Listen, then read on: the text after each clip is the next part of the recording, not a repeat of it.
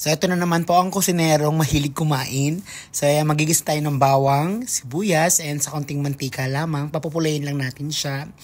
And dahil nag-request yung katrabaho ko na magluto ako ng Bicol Express. So, hindi ko alam kung bakit most requested to sa akin. Bakit gustong-gusto nila yung Bicol Express ko. So, tuturuan ko kayo paano lutuin. Meron akong dalawang option kung paano lutuin ang Bicol Express, which is yung isang alamang na kulay pink at yung isa naman is yung brown na luto na. And so, mapapansin nyo habang ginagawa ko yun o habang niluluto ko siya. Ayan, nantayin nyo lamang. Ayan, pinapupula natin yung bawang sibuyas. Ayan, susunod ko na dyan yung baboy.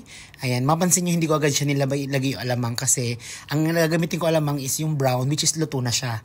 Pero kung pink yung gagamitin ko alamang, yung hilaw, so kailangan ko mo siya igisa para mawala yung lansa. So, ayan, this time, ayan yung alamang na niluto ko or luto na.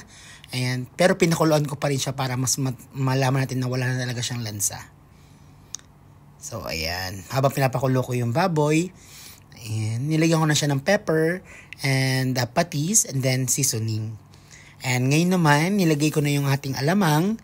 Ayan, sa ibabaw. Siyempre, haluin ko yan maya-maya lamang. So, ayan. Dito sa punto na to, ayan, halo na siya. At then, mapapansin nyo, wala siyang tubig. Ayan, kasi pinapalambot ko pa yung baboy. Ayan. Pag okay na yan, ayan, pwede mo nang ilagay yung gata para mas manuot dun sa baboy yung gata at mas lumasa siya. Ayan, pakuloy natin siya ng gusto hanggang sa lumambot. At dito, ayan, pwede mo nang ilagay yung sili para umanghang siya. Mas masarap kasi dito yung hindi gaanong luto yung sili. At syempre, lagyan mo siya ng konting sugar para mag-balance yung lasa. So, yun lamang. And kung gusto nyo matuto paano magluto nito, ayan, just PM lang. Ayan, sasabihin ko sa inyo paano sikretong lutuin to. Bye-bye!